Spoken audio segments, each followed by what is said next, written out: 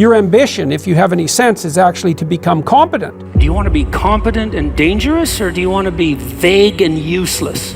It is definitely the case that there is no more exceptional form of the capacity to be dangerous than to be articulate.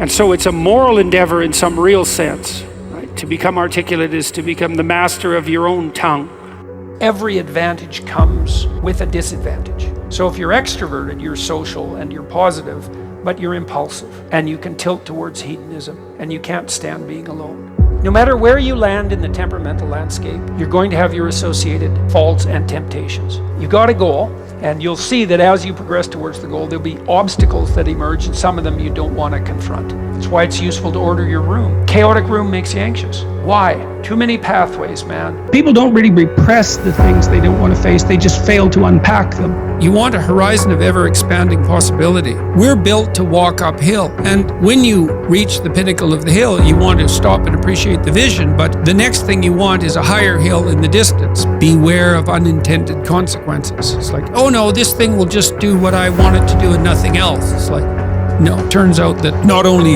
is what we want from each other the real thing, but that's also the adventure of your life. And so if you aren't truthful, and that means, unfortunately, especially at the beginning when you start to be truthful, it means deeply coming to terms with your inadequacies in humility. So it's very painful. Without that, you don't have the adventure of your life. You have the role that you've acquiesced to. And that'll take all the meaning out of your life. It's good for you to go take your place in the world. Have some ambition, have a vision, have a goal, have a strategy. Try to be a good person, not because it's your duty precisely, because that's the proper way to live. You sit on the bed and say, okay, man, I'm ready to learn something. What's one thing I'm doing wrong, that I know I'm doing wrong, that I could fix? You meditate on that, you'll get an answer. You grow in proportion to the weight you take on voluntarily. And it's also true that we have no idea what the upper limit to that is. It's from the uphill climb that we derive our value, and I mean this technically. So almost all the positive emotion we feel, especially the emotion that fills us with enthusiasm, and that's experienced in relationship to a goal. And so in some sense, you want a goal that you can never attain. So you can always move closer to the goal that recedes as you move towards it. You think, well, that's frustrating. It's like Sisyphus pushing the rock uphill. But it's not, because as you pursue that goal, you put yourself together and your life does get better and richer and more abundant. And that's why the highest levels of virtue and goal are in some sense transcendent. You want them to be above everything you're doing so you can continually move towards something that's more sublime and better. That's what you are. You're here to live, not to sleep. And the problem with the vision of Mai Tais on the beach is that, well, first of all, that's a vision of drug-induced unconsciousness. Second, it's only going to work for about a week. Third, you're going to be a laughingstock in a month and depressed and aimless and goalless. You want a horizon of ever-expanding possibility. And so it does happen to people because they've staked their soul on the attainment of an instrumental goal. And it can be a pretty high-order goal, but then you think, now I'm there, now what?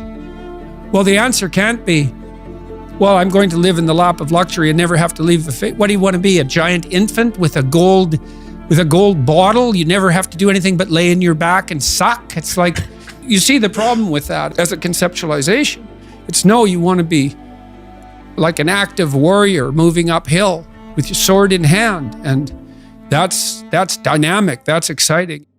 People are afraid of the truth because often if you reveal it, it causes conflict in the moment. Telling the truth is definitely an adventure. Seeking for sure, but also telling. Another way of going about it is to just say what you think and see what happens. That's an adventure, because you don't know what the outcome is going to be. So look, there's this old idea that it's necessary to have faith in the truth. And so here's a way of thinking about that. Someone asks you a question and you might think, well, here's the outcome I want, and so here's how I'm going to answer that question. So that's one way of approaching it. But another way of approaching it is, you ask me a question, I'm going to think about the answer, and I'm just going to tell you what I think. And it doesn't matter what the outcome is, because I'm willing to see what the outcome will be, predicated on the idea that there isn't a better outcome than the one that truth produces.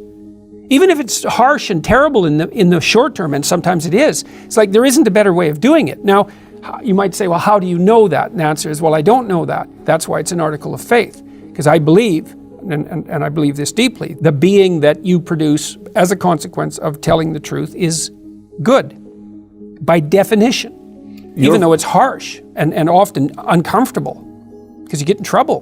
One of the things that I've really learned recently, or learned to articulate better, is that there's a very tight relationship between aspiration and responsibility. The first question might be, do you need to aspire to something? And the answer is, well, yes, because you have to do something. If you just sit there, you'll die. You can't just sit there. You have to go act out in the world. Okay, so act towards what? Well, that's whatever your aspiration is. You have to have an aim. Okay, well, what should the aim be? Well, it should be something worth doing, let's say. Why do something that you don't feel is worth doing? What do you think's worth doing? Well, if you watch other people and you judge when they're doing something worthwhile, you usually judge them positively if you see that they're taking responsibility, at least for themselves. What, do you want to be completely useless so other people have to take care of you? That's pretty pathetic. And maybe you could get your act together so you're taking care of yourself and your family. And maybe you could even do better than that and take care of yourself and your family and your community. Well, good for you. That's responsibility, and that's an aim. Well, here's one of the things that's cool about that, is that your life doesn't have meaning without aspiration or an aim. Okay, so you need a hierarchy of values. There's got to be something at the top. It's got to be something important. If you don't have that, your life doesn't have any meaning. So if you criticize the hierarchy, or even the idea of hierarchy, you destroy the idea of aspiration, and then people have nothing. Well, that's not helpful. People are built for a struggle and they're built for a weight, and you want to take on a heavy burden voluntarily. See if you can put yourself together. See what you can do out in the world while you're waiting to die. It's an all-in game. It better be worthwhile. It took me a long time to understand that belief regulated emotion. So what happens is that if you act out your identity, if you act out your beliefs in the world, and what you want doesn't happen, what happens is that your body defaults into emergency preparation for action. And the reason for that is you've wandered too far away from the campfire, and now you're in the forest, and maybe you're naked. And so what do you do then? And the answer is, well, you don't know what to do. So what do you do when you don't know what to do? And the answer is, you prepare to do everything. And the problem with that is that it's unbelievably draining psychophysiologically. Like, it hurts you. And there's an immense physiological literature detailing the cost of exactly that kind of response.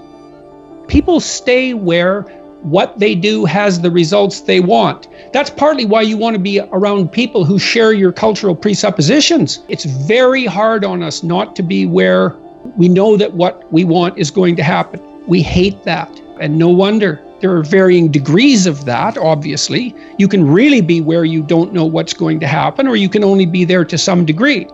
But by and large, we're conservative creatures. Even if we're liberal in temperament, we can't tolerate that much uncertainty.